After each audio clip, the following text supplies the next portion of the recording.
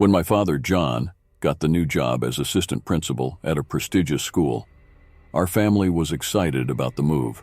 The offer was tempting. A new, spacious house in a quiet neighborhood, all included in the job package.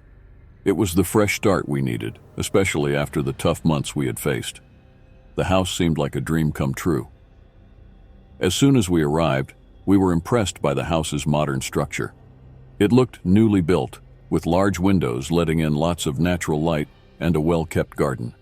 My younger sister, Emily, was ecstatic, running from room to room, already planning where to put her toys.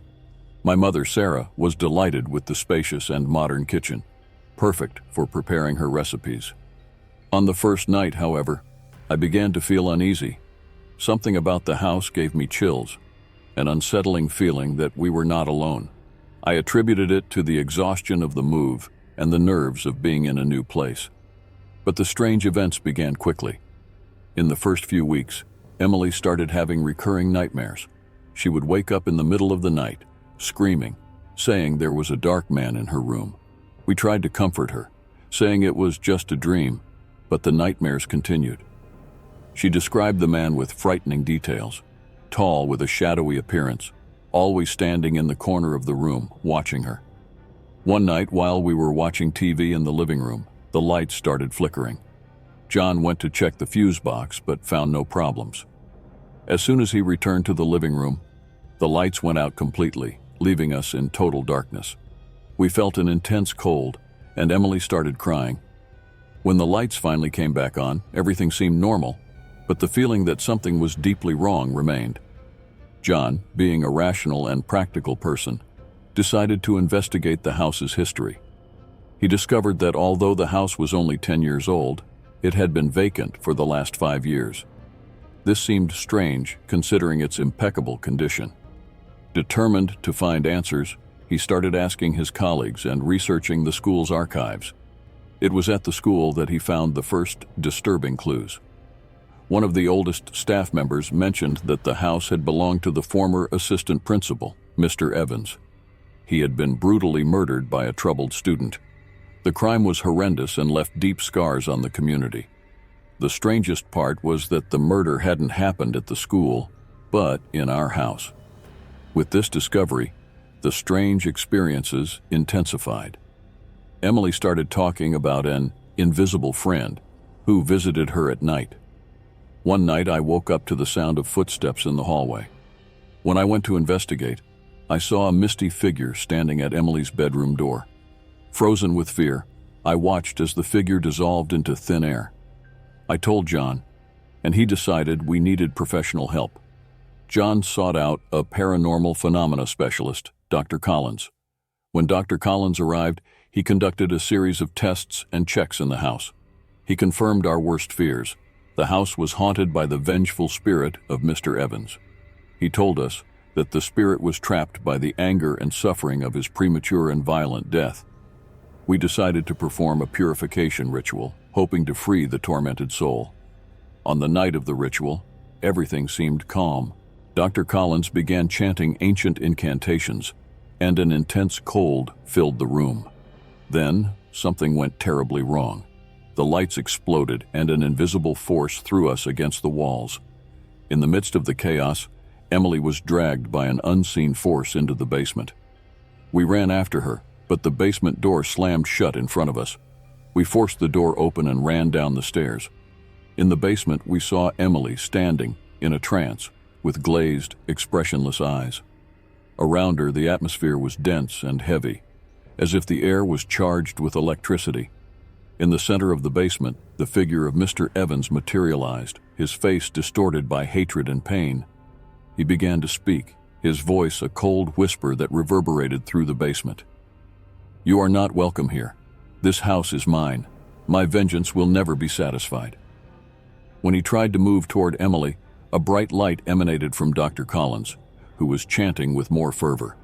Mr. Evans's figure recoiled, and for a moment, we thought the ritual was working. But then, the situation worsened. The walls began to shake, and objects flew through the air. An invisible force threw us against the walls again, and I felt an intense cold engulf me. In the midst of the turmoil, Emily started screaming. Her voice was filled with terror, something I will never forget. At the height of the chaos, I felt a dark presence approaching me. I saw Mr. Evans more clearly than ever, his face contorted in an expression of rage and despair. He lunged at me, and everything went black. I woke up in the hospital confused and disoriented. John and Sarah were by my side, but Emily was not there. With tears in their eyes, my parents told me she had disappeared during the ritual. We searched for her desperately, but we never found her. The police investigated, but with no leads, the case was filed as an unexplained disappearance. The house was abandoned, left to rot, with a no trespassing sign on its rusty gate. Today, years later, I still hear Mr. Evans's voice in my nightmares, promising eternal revenge. And every time I pass by the old house, I feel Emily's presence, still trapped there, along with the ghostly assistant principal. No matter where I go or what I do, the feeling that something is always watching me never goes away. And every night when I close my eyes, I fear that the vengeful spirit of Mr. Evans will come for his next victim.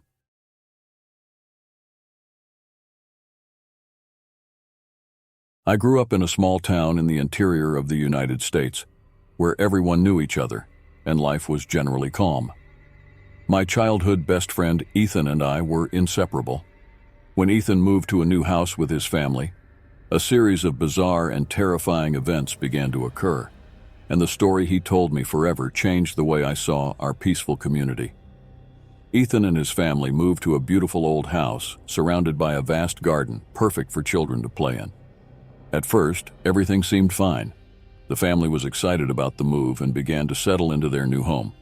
However, they soon started to notice small things that made them uncomfortable.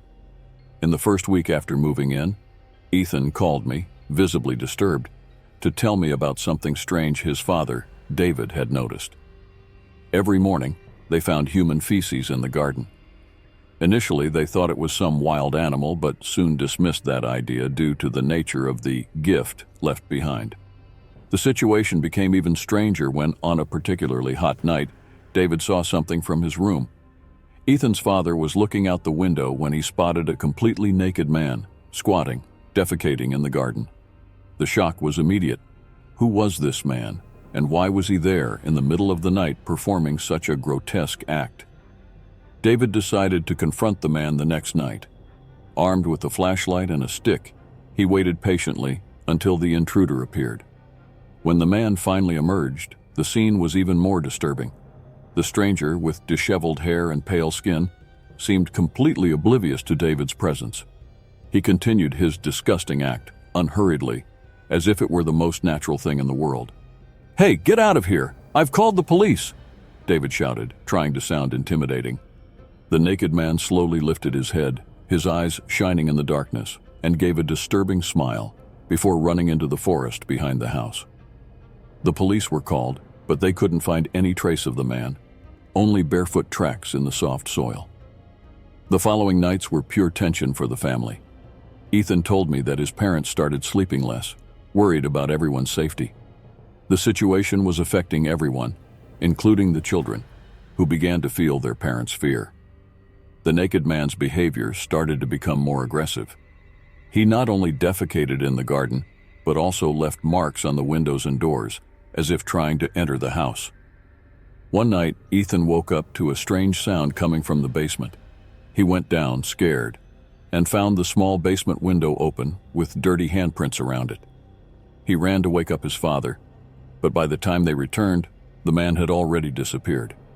The tension reached its peak when David decided it was time to face the man one last time. With a shotgun in hand, he positioned himself in the garden, hidden among the trees. Ethan and his mother nervously watched from the kitchen window. Time seemed to pass slowly until, suddenly, they saw a figure approaching the house. The naked man appeared, moving with a strange combination of grace and savagery. David waited until he was close enough and then emerged from his hiding place, pointing the gun. "Stop right there," he shouted. The naked man stopped and for the first time spoke. His voice was soft, almost gentle. "You don't understand. I need to be here." David didn't hesitate. He fired a shot into the air as a warning, but the man didn't move. Instead, he began to approach slowly. "I am part of this house, part of you now." The situation became surreal. Ethan, watching everything from the window, saw when his father finally shot the naked man, hitting him in the shoulder. But instead of falling, the man just smiled, a wide, terrifying smile, before turning and running back into the forest. That night, David decided it was time to leave. They packed their things and left the house without looking back. The police never found the naked man, and Ethan's family moved far away, trying to forget the horrific events they had experienced. Years later, Ethan told me that the house had been demolished. The land remained empty for a long time until a new housing development was finally built. But Ethan never forgot the naked man in the garden. He always believed that the being wasn't just a madman, but something much more sinister and ancient, somehow connected to that land. Years passed, but the memory of those events never left Ethan in peace. I clearly remember a rainy afternoon, many years later, when we met again. Sitting in a cafe, Ethan began to recount the story, the details still fresh in his memory, as if they had happened yesterday.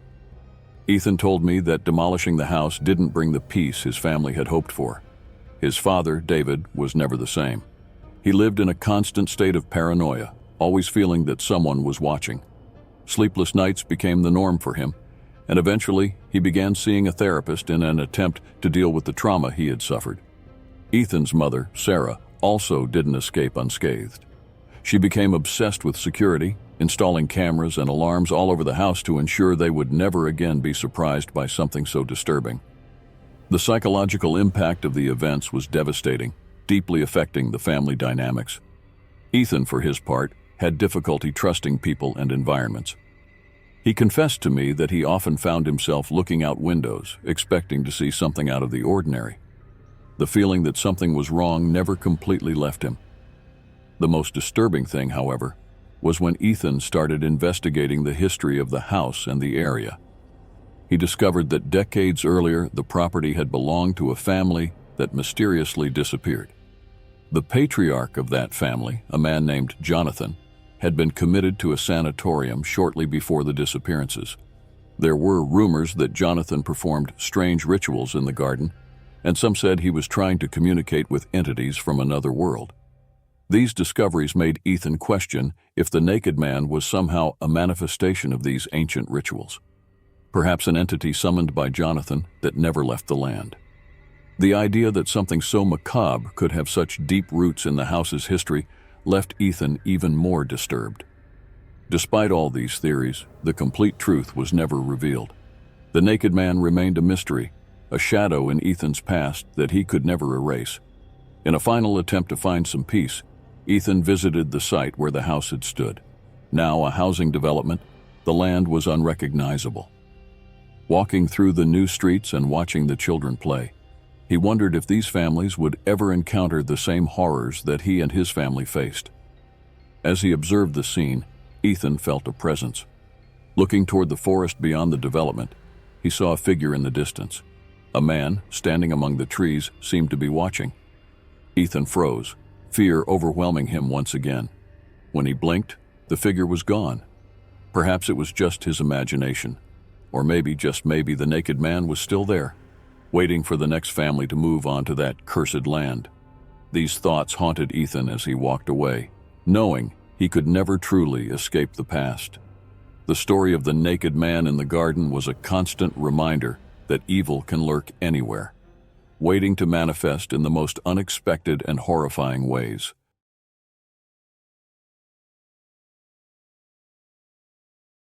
The move to the trailer in a small town in Illinois was the solution my family found to restart our lives. It was 1986, and my father, David, had secured a job as a mechanic at a local garage. Life finally seemed to be getting back on track after a long period of financial difficulties. The trailer was modest but cozy. My mother, Lisa, did her best to turn it into a home. My siblings, Jenny and Michael, and I tried to adapt to the new environment. The town was small, and everyone knew each other. Initially, we were well received by the neighbors, but I soon noticed an underlying tension among everyone there. My father began to notice this tension too. He had always been a suspicious man, but paranoia began to take hold when he heard about local violence. Although the town was small, reports of crimes were constant: robberies, bar fights, and even the occasional disappearance. Dad would stay up late, always alert to any suspicious sounds. One night, I overheard an argument between my parents. Dad was convinced that someone was watching us. He claimed to have seen a strange man near the trailer several times. My mother tried to calm him, saying he was imagining things, but his paranoia only grew.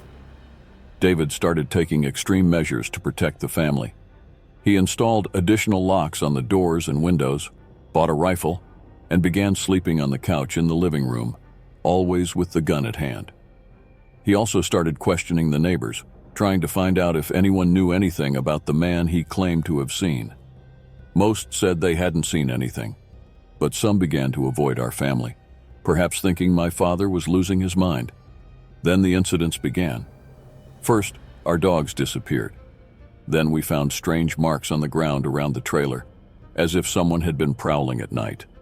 My father became increasingly tense and restless. He started missing work, fearing to leave the family alone. But even being always alert, the worst happened. It was a cold November night. I was awakened by a loud sound, like an explosion. I ran out of my room and saw Dad fighting with a masked man in the living room. The intruder was armed with a knife. Before I could react, I was hit on the head and everything went black. When I woke up, everything was silent. The pain in my head was unbearable, and the smell of blood was strong.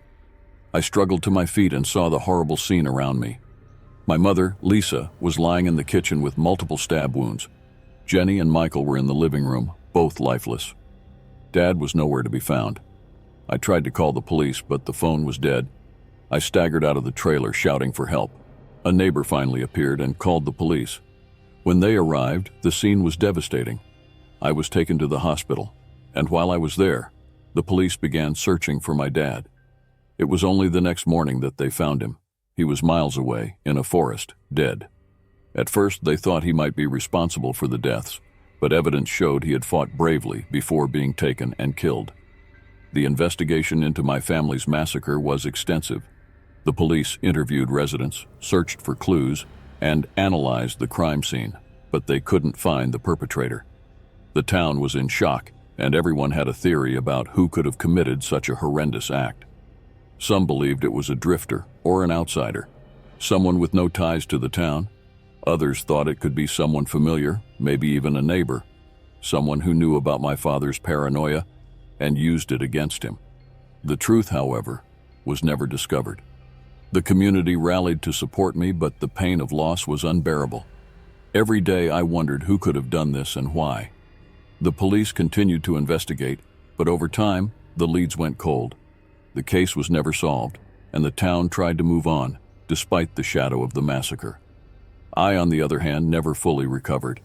The trauma of losing my family so brutally stayed with me every day. I tried to resume life, but there was always that constant fear that the killer was still out there, watching, waiting for the right moment to strike again. Years passed, and the memories of that night still haunted me. The small town in Illinois was never the same. The trailer was removed, and the land remained empty, a silent reminder of the tragedy that had happened there. Eventually, I decided to leave the town. I needed a fresh start, away from the painful memories and the pitying looks. I moved to a larger city where no one knew my story. I went to therapy, tried to rebuild my life, but the shadow of the massacre never completely left me. From time to time, I returned to Illinois to visit my family's grave. The land where the trailer once stood is now covered in weeds, abandoned. Whenever I'm there, I feel a dark presence, as if my father's spirit is still trying to protect the family, even in death. The search for justice never ended. I continue to press the authorities to reopen the case, hoping that new technologies or clues might finally bring the killer to justice. But each visit to the trailer site is a painful reminder that my family was brutally taken from me, and that the person responsible is still at large. Maybe one day the truth will come to light. Maybe the killer will make a mistake, or someone will finally speak about what they saw or know. Until then, the only thing I can do is keep my family's memory alive and continue to fight for justice so that the tragedy that struck us is never forgotten. And so, the small town in Illinois goes on, with its dark secrets and buried tragedies. But I will never forget the horror of that night and will continue to seek answers, no matter how much it hurts. Because, in the end, the truth is the only thing that can bring some relief to my tormented heart.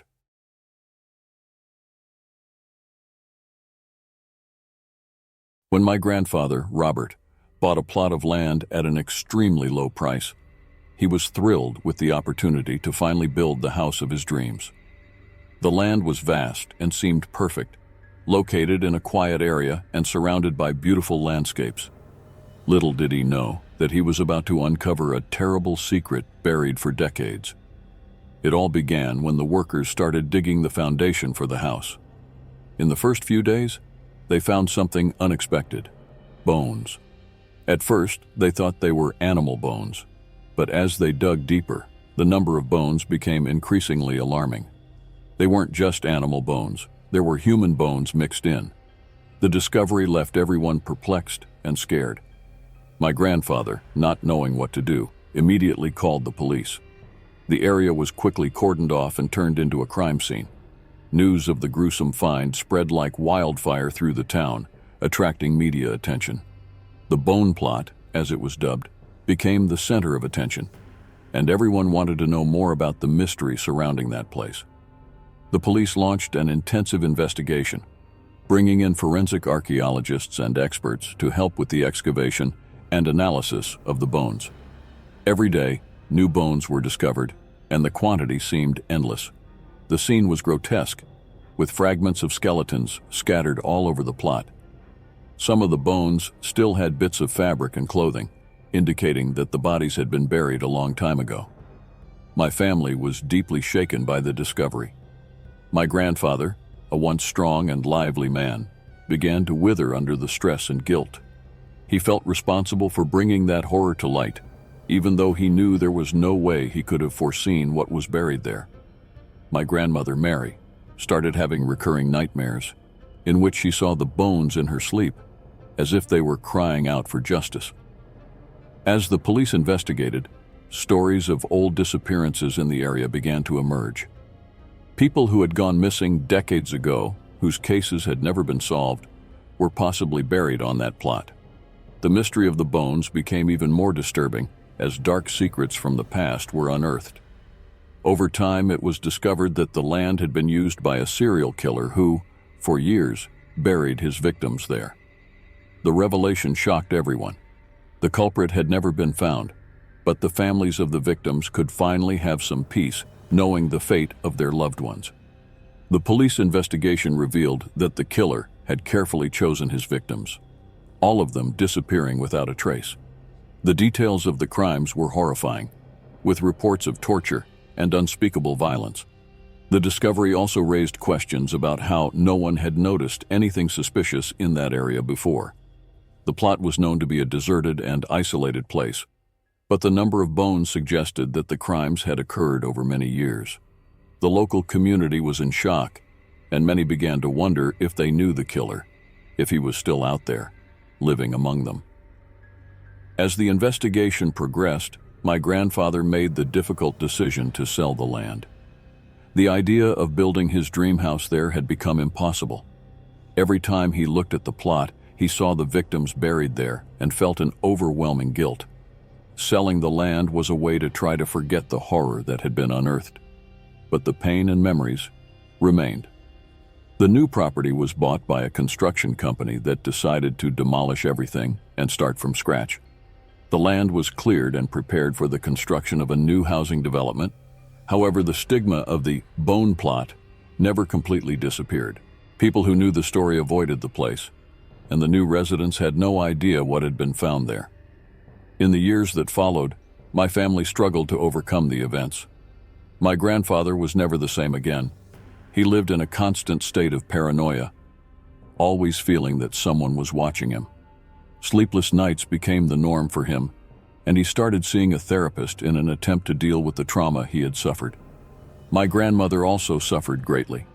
She became obsessed with security, installing cameras and alarms all over the house to ensure they were never again surprised by something so disturbing. I, as his grandson, also felt the impact.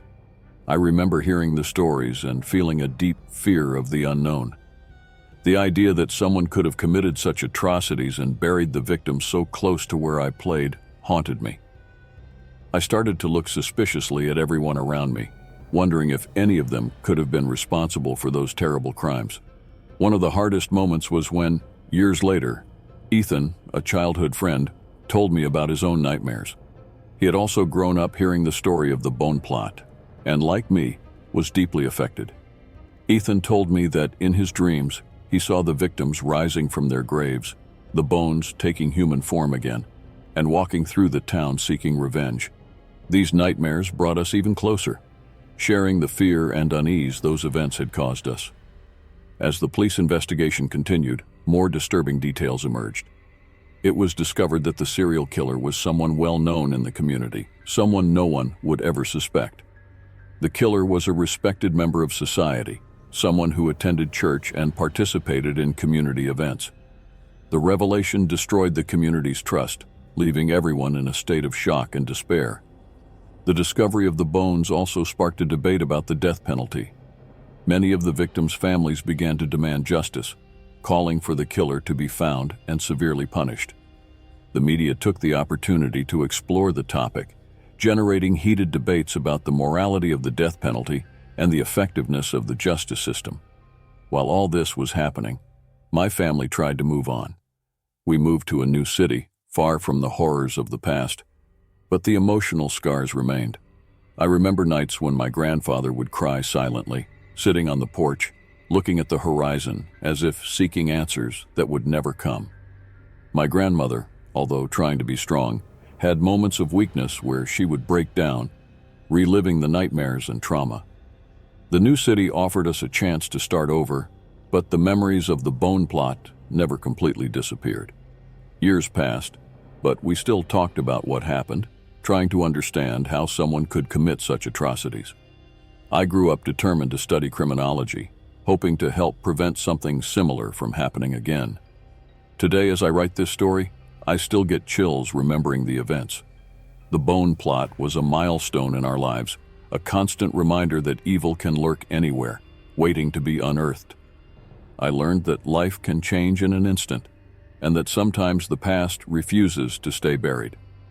Despite all efforts to forget, the impact of those events was present in every aspect of our lives. The story of the bone plot is not just about a terrible crime, but about human resilience, the ability to face horror and try to move on even when everything seems lost. And while we carry the scars of those dark days, we also carry the hope that by sharing our story, we can prevent others from suffering the same fate.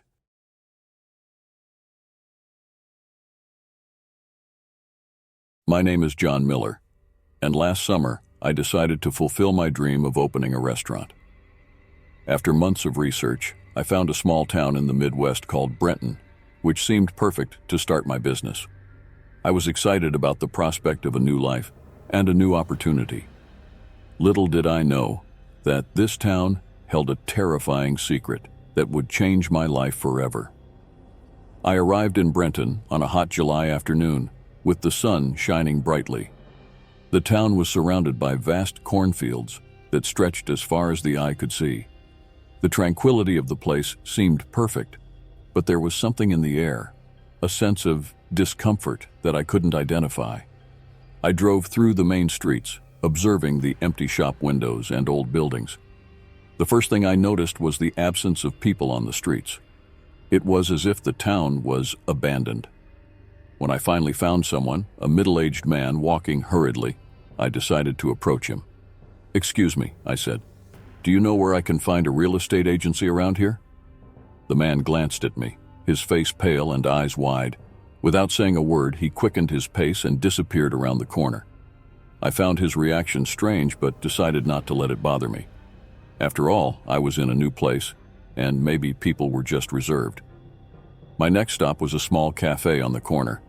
I walked in and approached the counter, where a middle-aged woman was cleaning cups with a stern expression. "Hi, I'm looking for information about real estate in the area. Can you help me?" She stared at me for a moment, her eyes fixed on mine, then slowly shook her head. "There's nothing here for you," she said, her voice cold and distant. "But I just want to know where I can find a real estate agency," I insisted, trying to understand her reluctance. "Go away," she replied, turning her attention back to the cups, ignoring me completely.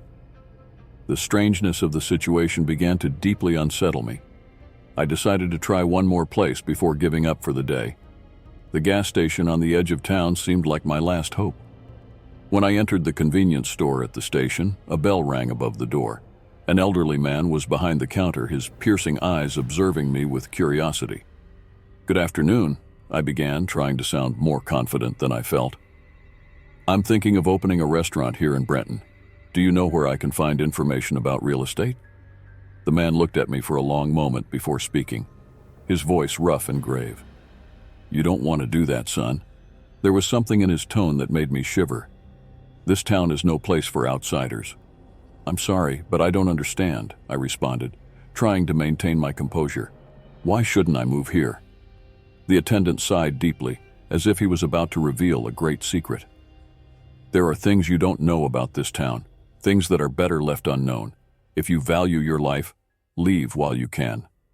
My heart raced. "What do you mean by that? What kind of things?" He leaned over the counter, his gaze even more intense. "Every night at 11 o'clock, no one goes outside. There's a deadly silence that takes over Brenton. And if you're outside, you won't come back. No one talks about it, but everyone knows. That's why the town seems dead. Everyone with any sense stays inside their homes." Before I could ask more, he turned his attention to an old radio emitting static. It was as if our conversation had never happened. I left the station with my head spinning, a mix of fear and curiosity consuming me. I decided to spend the night in town to see with my own eyes what happened. I booked a room in the only hotel I found, an old and dimly lit building on the main street. The receptionist handed me the key with a worried look, but said nothing. At 10:30 that night, I was in my car, parked on a deserted street waiting. When the clock struck 11, a supernatural silence descended on Brenton. Suddenly, a shadowy figure appeared at the end of the street. It wasn't human, at least not entirely. Its eyes glowed with a supernatural light, and a sense of terror took hold of me. The figure began to approach slowly, its steps echoing in the night's silence. My heart was racing, and I was paralyzed with fear. I tried to start the car, but it wouldn't respond. The figure got closer and closer, and I could feel the air getting colder around it. When it was just a few meters from me, I finally managed to start the car and sped out of town, my heart pounding wildly. The next morning, I woke up in a hotel in the neighboring town, not remembering how I got there. I never returned to Brenton. I heard from other travelers that the town remained the same, with its dark secrets guarded by those who dared to stay. And every time I pass by a small, isolated town, I get a chill down my spine, remembering the attendant's warning at the gas station. Some things are better left in the dark. The attendant was right. Brenton was not a place for outsiders. And I never again underestimated the warnings of strangers in small towns. Now, whenever I think about opening a new business, I choose carefully where I go. Some places have secrets that are better left buried.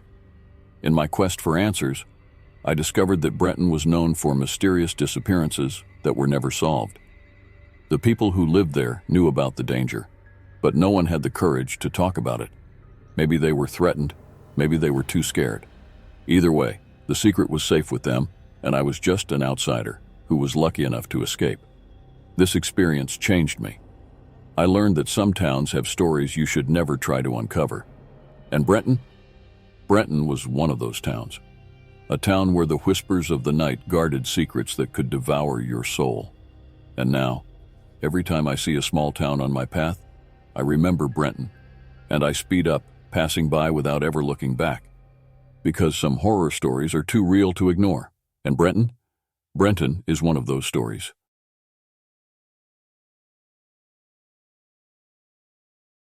The plan seemed simple.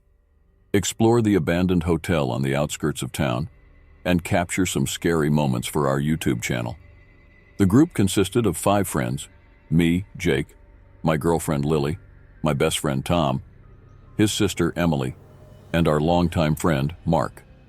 We had made similar videos in other places, but the abandoned hotel had always been one of the most talked about and feared locations in our town.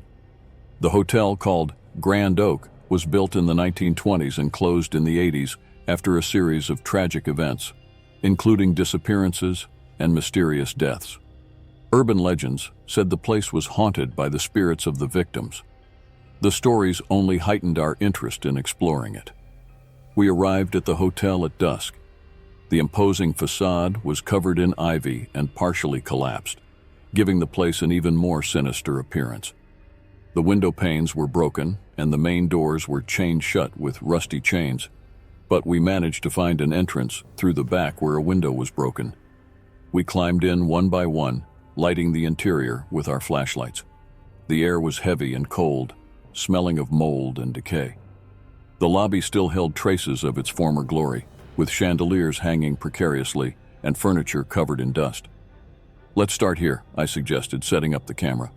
"We'll explore the ground floor first and then go upstairs." The group agreed, and we began walking through the hotel, commenting on what we saw. We found the reception area, the dining room, and the kitchen. Each room seemed more oppressive than the last. The darkness seemed to swallow the flashlight beams, and the silence was disturbing. When we reached the main hallway, Lily stopped suddenly. "Did you hear that?" she whispered, turning her head toward a door at the end of the hall. "Hear what?" I asked, hearing nothing but the wind blowing through the broken windows. "It sounded like a whisper," she replied, visibly frightened. We laughed nervously and continued, but the feeling of being watched never left us. We decided to go up to the first floor where the rooms were located. As we climbed the creaking stairs, we heard the sound of footsteps behind us. We turned, but there was no one there. "It must be the wind," Tom said, trying to stay calm. On the first floor, the rooms were in terrible condition. The doors were hanging off their hinges, and the wallpaper was peeling. The silence was absolute, broken only by the sound of our footsteps and the creaking floorboards. While exploring one of the rooms, Emily screamed.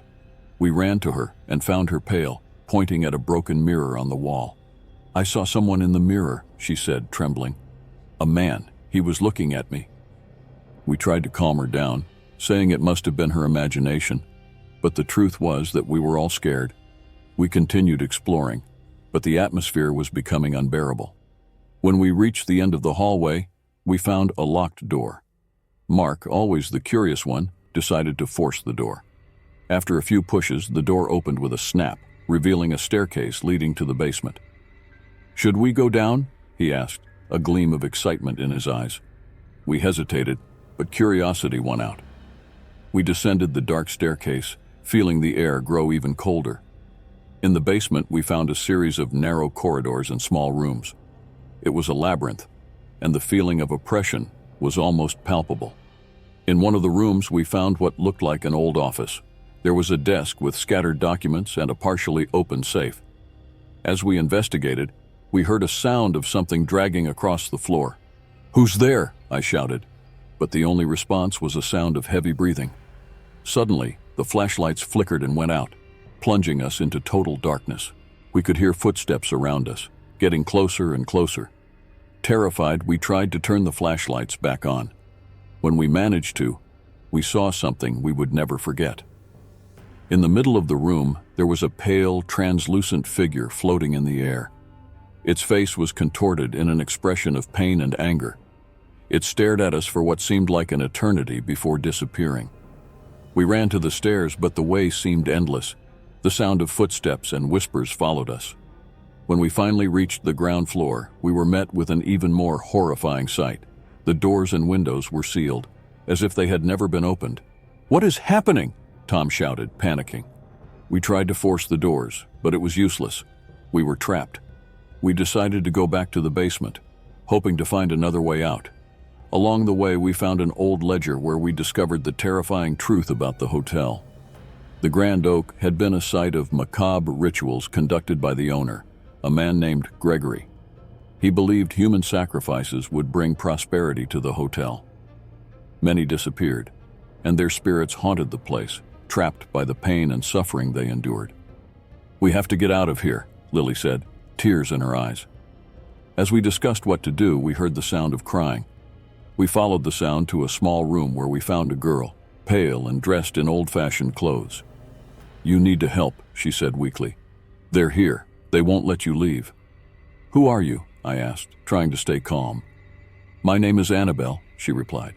"I was one of the victims. They trapped me here, and now they're after you." We tried to ask more, but Annabelle disappeared. We felt a presence around us, and the walls started to shake. We were terrified, but we knew we needed to find a way out. We returned to the office in the basement and found an old map of the hotel. It showed an emergency exit leading outside, but it was located at the other end of the basement. We knew it would be dangerous, but we had no choice. Running through the narrow corridors, we heard voices whispering and footsteps echoing around us. We felt invisible hands touching and pushing us. When we finally reached the emergency exit, we saw it was blocked by debris. "We have to clear the way," Mark said, grabbing a rusty iron bar. We worked frantically, removing the debris. The feeling of being watched never left us. Finally, we managed to open a hole big enough to crawl through. One by one, we crawled out, feeling the fresh, cold night air. When we were all outside, we ran away from the hotel without looking back. We stopped only when we reached the main road, panting and in shock. We looked at the Grand Oak in the distance, its dark windows seeming to watch us. We went home, but we never managed to forget what happened that night. Our videos captured only the audio of the most terrifying moments, with inexplicable voices and sounds. We decided never to return to the hotel and swore to keep secret what we really saw. Months passed, but the nightmares continued. Each of us felt that a part of us had remained trapped in that hotel. The Grand Oak was demolished a few years later, but the memories of shadows and whispers never disappeared. Today, when we get together, we avoid talking about that night. But we all know that the hotel holds terrible secrets that don't want to be revealed, and that the spirits of Gregory's victims still haunt the place where their lives were brutally taken.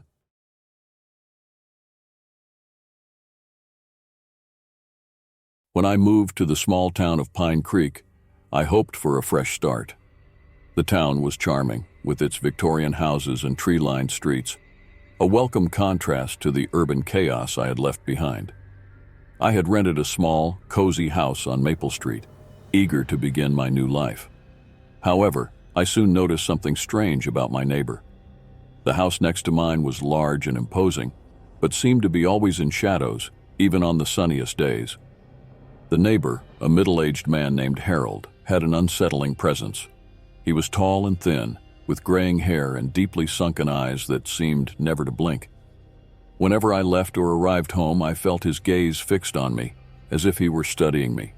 In the first few days, I thought I was just being paranoid. Maybe Harold was just a lonely man curious about the new neighbor. But over time, his behavior became increasingly strange.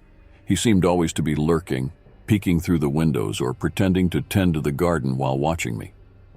I began to feel increasingly uncomfortable in my own home. One night, I decided to confront him. I went out to the garden and found him sweeping leaves, although there weren't many fallen leaves. "Hello, Harold," I said, trying to sound friendly. "I'm Anna. I just moved in here." He stopped sweeping and looked at me intently. "Yes, I know," he replied in a low, hoarse voice.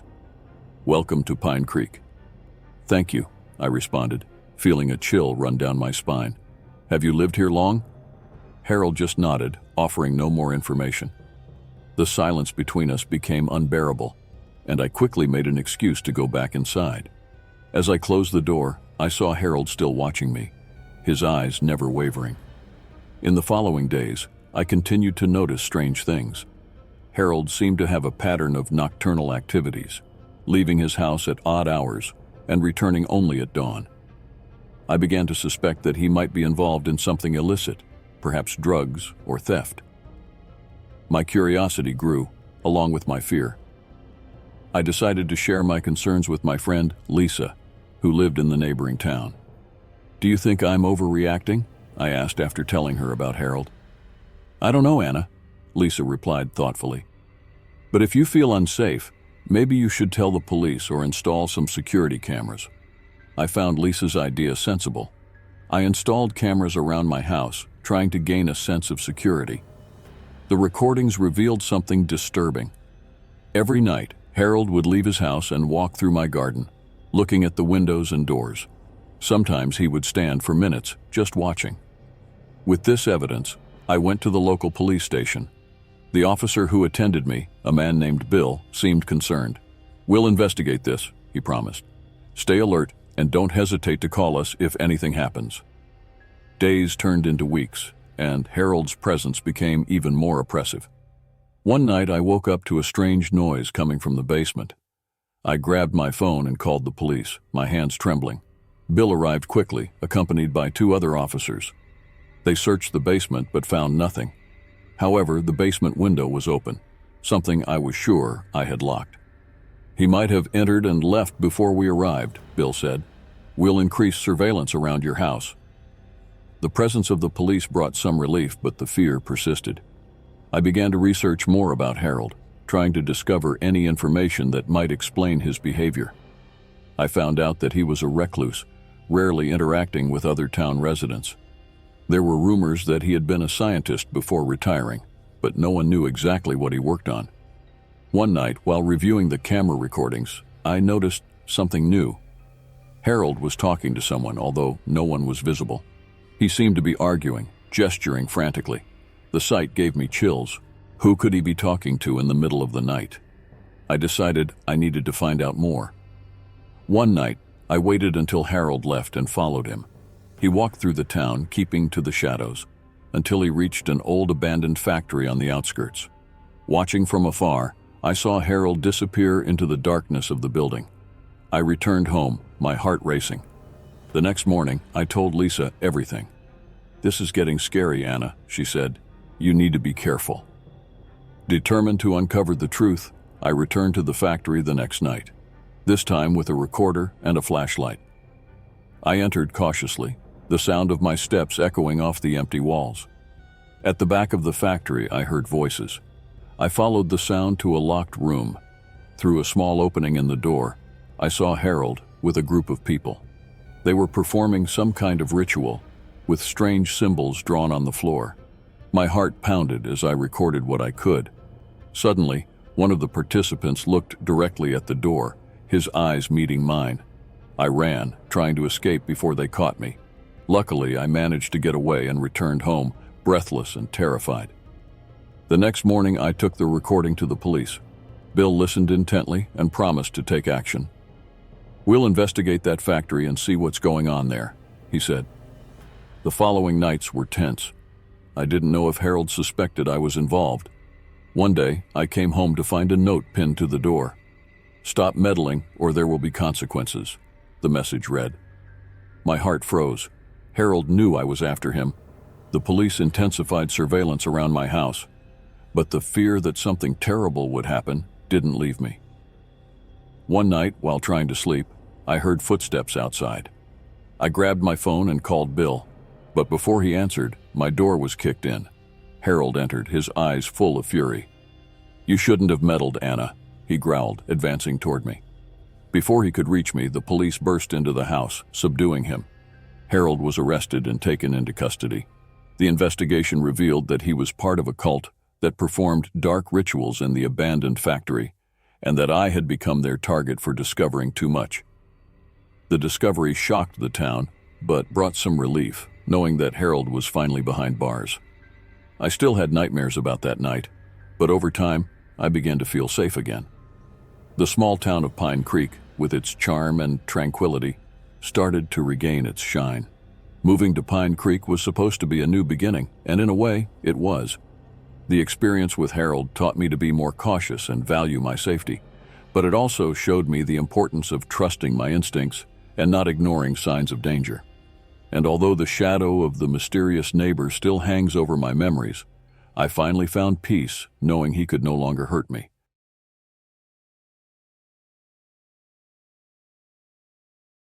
The plan seemed simple. explore the abandoned hotel on the outskirts of town, and capture some spooky moments for our YouTube channel. The group consisted of 5 friends: me, Jake, my girlfriend Lily, my best friend Tom, his sister Emily, and our longtime friend Mark. We had done similar videos in other places, but the abandoned hotel had always been one of the most talked about and feared locations in our town. The hotel, called Grand Oak, was built in the 1920s and closed in the 80s after a series of tragic events, including disappearances and mysterious deaths. Urban legends said the place was haunted by the spirits of the victims. The stories only increased our interest in exploring it. We arrived at the hotel at dusk. The imposing facade was covered in ivy and partially collapsed, giving the place an even more sinister appearance. The window panes were broken, and the main doors were locked with rusty chains, but we managed to find an entrance through the back where a window was broken. One by one we entered, illuminating the interior with our flashlights. The air was heavy and cold, smelling of mold and decay. The lobby still retained traces of its former glory, with chandeliers hanging precariously and furniture covered in dust. "Let's start here," I suggested, setting up the camera. "We'll explore the ground floor first and then go upstairs." The group agreed, and we began walking through the hotel, commenting on what we saw. We found the reception, the dining room, and the kitchen. Each room seemed more oppressive than the last. The darkness seemed to swallow the flashlight beams, and the silence was disturbing. When we reached the main hallway, Lily suddenly stopped. "Did you hear that?" she whispered, turning her head towards a door at the end of the hallway. "Hear what?" I asked, hearing nothing but the wind blowing through the broken windows. "It sounded like a whisper," she replied, visibly scared. We laughed nervously and continued, but the feeling of being watched never left us. We decided to go up to the first floor, where the rooms were located. As we climbed the creaky stairs, we heard footsteps behind us. We turned around, but no one was there. "It must be the wind," Tom said, trying to stay calm. On the first floor, the rooms were in terrible condition. The doors were hanging off their hinges, and the wallpaper was peeling. The silence was absolute, broken only by the sound of our footsteps and the creaking floorboards. While exploring one of the rooms, Emily screamed. We ran to her and found her pale, pointing at a broken mirror on the wall. "I saw someone in the mirror," she said, trembling. "A man. He was looking at me." We tried to calm her down, saying it must have been our imagination, but the truth was, we were all scared. We continued exploring, but the atmosphere was becoming unbearable. When we reached the end of the hallway, we found a locked door. Mark, always the curious one, decided to force it open. After a few pushes, the door opened with a crack, revealing a staircase leading to the basement. "Should we go down?" he asked, a gleam of excitement in his eyes. We hesitated, but curiosity won out. We descended the dark staircase, feeling the air grow even colder. In the basement, we found a series of narrow corridors and small rooms. It was a maze, and the feeling of oppression was almost palpable. In one of the rooms, we found what looked like an old office. There was a desk with scattered documents and a partially open safe. As we investigated, we heard a sound of something dragging on the floor. "Who's there?" I shouted, but the only response was the sound of heavy breathing. Suddenly, the flashlights flickered and went out, plunging us into total darkness. We could hear footsteps around us, getting closer and closer. Terrified, we tried to turn the flashlights back on. When we managed to, we saw something we would never forget. In the middle of the room was a pale, translucent figure, floating in the air. Its face was contorted in an expression of pain and anger. It stared at us for what seemed like an eternity before disappearing. We ran to the stairs, but the path seemed endless. The sound of footsteps and whispers followed us. When we finally reached the ground floor, we faced an even more horrible sight. The doors and windows were sealed, as if they had never been opened. "What's happening?" Tom shouted, panicking. We tried to force the doors, but it was useless. We were trapped. We decided to go back to the basement, hoping to find another way out. On the way, we found an old guest book, where we discovered the terrifying truth about the hotel. The Grand Oak had been a place of macabre rituals performed by the owner, a man named Gregory. He believed that human sacrifices would bring prosperity to the hotel. Many disappeared, and their spirits haunted the place, trapped by the pain and suffering they had endured. "We have to get out of here," Lily said, tears in her eyes. As we discussed what to do, we heard the sound of crying. We followed the sound to a small room where we found a girl, pale and dressed in old clothes. "You need to help," she said in a weak voice. "They're here. They won't let you leave." "Who are you?" I asked, trying to stay calm. "My name is Annabelle," she replied. "I was one of the victims. They trapped me here, and now they're after you." We tried to ask more, but Annabelle disappeared. We felt a presence around us, and the walls started to tremble. We were terrified, but we knew we needed to find a way out. We went back to the office in the basement and found an old map of the hotel. It showed an emergency exit leading outside, but it was located at the other end of the basement. We knew it would be dangerous, but we had no choice. Running through the narrow corridors, we heard voices whispering and footsteps echoing around us. We felt invisible hands touching and pushing us. When we finally reached the emergency exit, we saw that it was blocked by debris. "We have to clear the way," Mark said, grabbing a rusty iron bar. We worked frantically, removing the debris. The feeling of being watched never left us. Finally, we managed to open a hole large enough to pass through. One by one, we crawled out, feeling the fresh, cold night air. When we were all outside, we ran away from the hotel without looking back. We stopped only when we reached the main road, panting and in shock. We looked at the Grand Oak in the distance, its dark windows seeming to watch us. We went home, but we could never forget what happened that night. Our videos only recorded the audio of the most terrifying moments, with inexplicable voices and sounds. We decided never to return to the hotel and swore to keep secret what we really saw. Months passed, but the nightmares continued. Each of us felt that a part of us had remained trapped in that hotel. The Grand Oak was demolished a few years later, but the memories of the shadows and whispers never disappeared. Today, when we gather, we avoid talking about that night, but we all know that the hotel holds terrible secrets that do not want to be revealed, and that the spirits of Gregory's victims still haunt the place where their lives were brutally taken.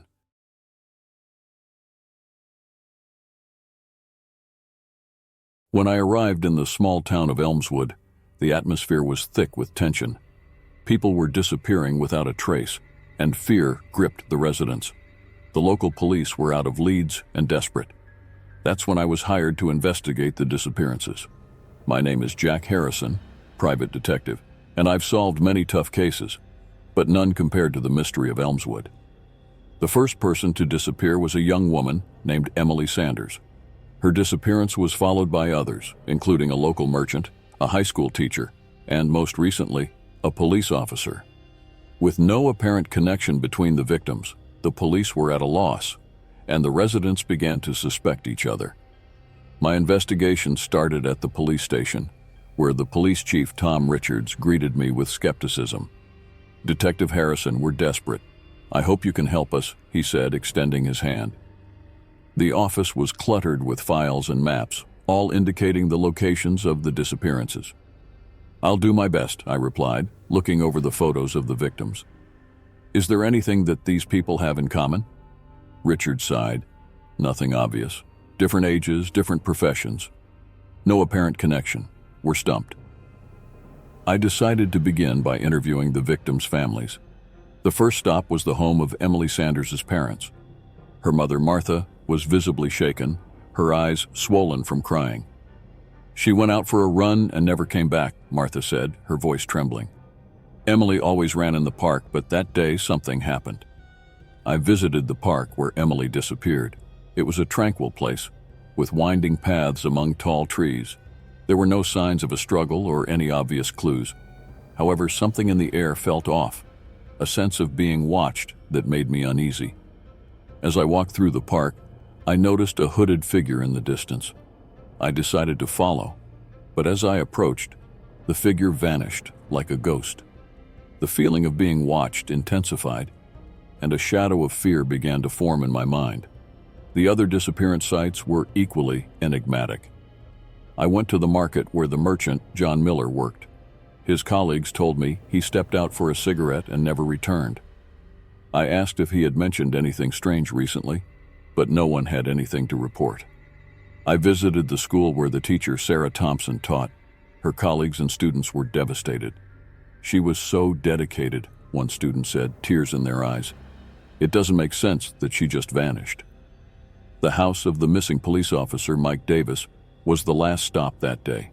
His wife, Linda, was in shock. "Mike was investigating the disappearances," she said. "He said he was close to an important discovery, but he didn't get the chance to tell me what it was." As my investigation progressed, I began to notice a pattern. Each victim disappeared in a public place, but always when they were alone. I decided to spend a few nights patrolling the town, hoping to see something unusual. On the third night, while walking through the deserted streets, I heard a whisper. I followed the sound to a dark alley, where I saw the same hooded figure. "Who are you?" I shouted, but the figure disappeared once again, leaving only a chill down my spine and a sense of despair. I returned to the police station to report my findings to Richards.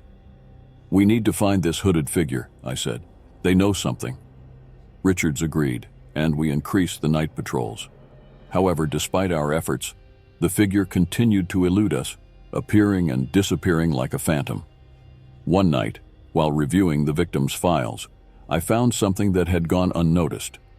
All the victims shared a common point in their family history.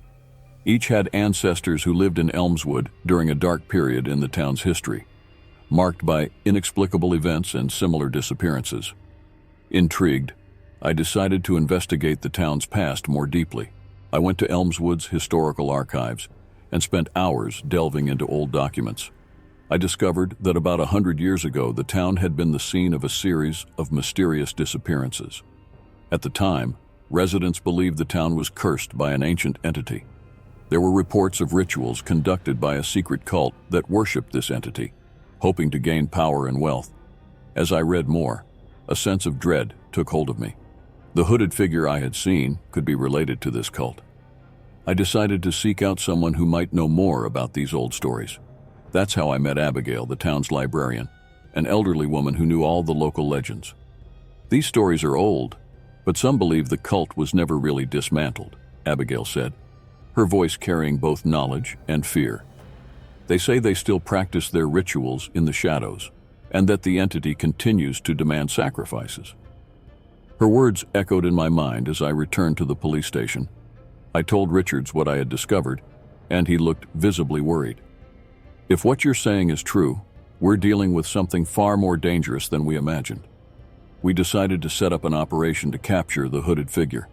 The next night, we stationed undercover officers throughout the town, hoping to lure the mysterious individual.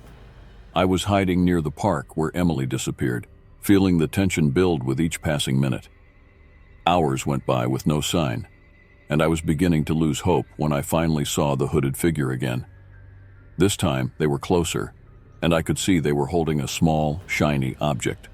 I signaled to the nearby officers, and we began to follow the figure. The chase led us to the old abandoned church on the outskirts of town. We entered quietly, trying not to alert the figure to our presence. Inside the church, we found a terrifying scene. Ancient symbols drawn on the walls and candles lit around an improvised altar. The hooded figure was at the center of the altar, murmuring incomprehensible words. Before we could act, the figure raised their head and removed the hood, revealing the face of Mike Davis, the missing police officer. "Mike, what are you doing?" Richard shouted, but Mike seemed to be in a trance, oblivious to our presence. Suddenly, the candle flames began to flicker, and an oppressive presence filled the air. The entity the cult worshipped was manifesting.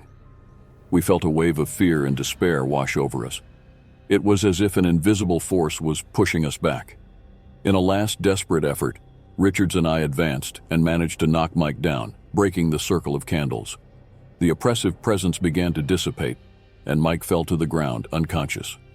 As the officers restrained Mike, we realized he was under some form of mind control. The disappearances were part of an ancient ritual to awaken the entity, and Mike had been manipulated by the cult. With Mike in custody, we interrogated the town's residents to uncover who else might be involved in the cult. We discovered that the cult still had active members, including some of Elmswood's respected citizens, who were quickly arrested. The missing persons were found in a secret basement under the church, all alive but traumatized. The operation was a success, and the cult's threat was finally eradicated. As I left Elmswood, I couldn't help but feel a mix of relief and sadness. The mystery had been solved, but the scars of the events would remain forever in the town and its residents. I learned that, no matter how much we try to escape the past, it always finds a way to resurface. Elmswood now tried to recover and move forward, and I moved on to the next case, carrying with me the lessons learned and the memory of a town that faced its shadows and survived.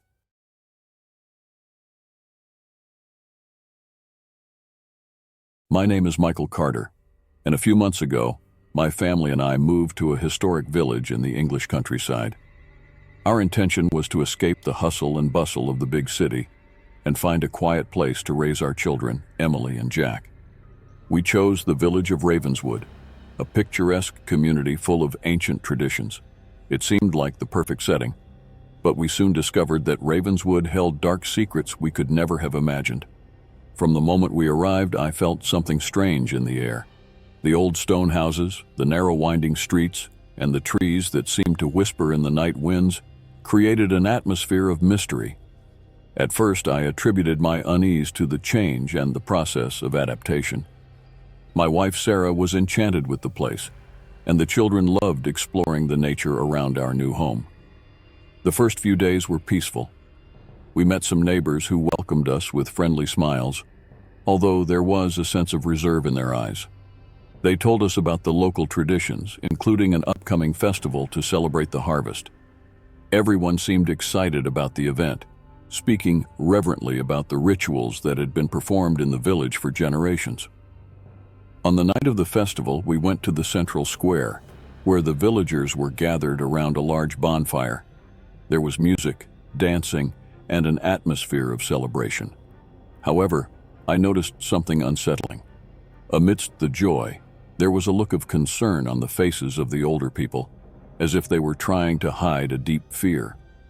During the festival, we met Mr. Harris, the village elder. He greeted us cordially, but his expression was serious. "Ravenswood is a village with a lot of history," he said. "We have traditions that go back centuries. Some of these traditions may seem strange to you, but they are important to our community." Sarah and I thanked him for the hospitality and tried to integrate. However, in the following weeks, we began to notice strange behaviors. At night, we heard chants and whispers coming from the nearby forest. Dark lights and shadows moved among the trees, creating a growing sense of unease. One night, while Emily and Jack slept, Sarah and I decided to investigate the strange sounds. We followed the chants to the heart of the forest, where we found a group of villagers gathered around an ancient stone altar. They were performing a ritual involving offerings and prayers to something we couldn't understand. Before we could be seen, we retreated silently, unable to believe what we had witnessed. The next day, I asked Mr. Harris about the ritual. He looked at us intently and said, "There are things in Ravenswood that are better left as they are. Our traditions are old and powerful. You must respect that." My curiosity turned into concern. I began to research the history of the village and discovered that Ravenswood had a past marked by disappearances and inexplicable events. Apparently, the village had been founded by an ancient cult that worshipped a dark entity known as the Shadow. This cult believed that to ensure the village's prosperity, regular sacrifices were necessary. As I continued to investigate, I realized that the disappearances were still happening. The older villagers seemed to accept these events as part of their lives, as if they had resigned themselves to the fate imposed by the dark entity. Sarah and I discussed what we should do. We decided that the best thing was to flee the village before something terrible happened to our family. However, we knew that leaving Ravenswood would not be easy. The villagers watched us with suspicion, as if they knew of our plans. On the night we planned to escape, the tension was palpable. While Emily and Jack slept, I prepared the car, and Sarah packed some bags. We were ready to leave when we heard knocks on the door. Upon opening it, we found Mr. Harris and a group of villagers. Their faces were grim and serious. "You can't go," said Mr. Harris, his voice low and firm. "The shadow demands sacrifices, and none of you can escape." Desperate, I tried to argue, but they wouldn't listen. We were forced into the forest where the ritual was about to begin. The atmosphere was charged with fear and despair. We felt the weight of past generations who had been sacrificed to the dark entity. When the ritual began, the chants echoed in the night, and a dark presence seemed to envelop us. The shadows danced around the altar, and I felt our hope fading. However, something unexpected happened. Emily, who always had a special connection with nature, began to recite an ancient prayer she had learned from an old village book. Suddenly, the chants stopped, and the shadows retreated. The dark presence seemed to hesitate, as if confused. The villagers looked at Emily with a mixture of surprise and reverence. She continued the prayer, her voice clear and strong, and the shadows disappeared into the night. Mr. Harris approached Emily, his eyes filled with tears. "You have broken the cycle," he said. "The shadow has been banished. Ravenswood is free." I realized that Emily's power came from her purity and innocence. She had freed the village from its ancestral curse. The villagers thanked us and promised never to perform the dark rituals again. We left Ravenswood the next morning, knowing we would never forget what we had experienced. The village had been freed from its dark past, but the scars would remain. As for us, we moved forward, carrying with us the lesson that some traditions are better left in the past. Now, every time I look at Emily, I see the strength that saved us. She not only freed the village, but also showed us that hope and purity can overcome even the darkest shadows. Ravenswood was a village with secrets, but thanks to my daughter, those secrets were finally revealed and buried forever.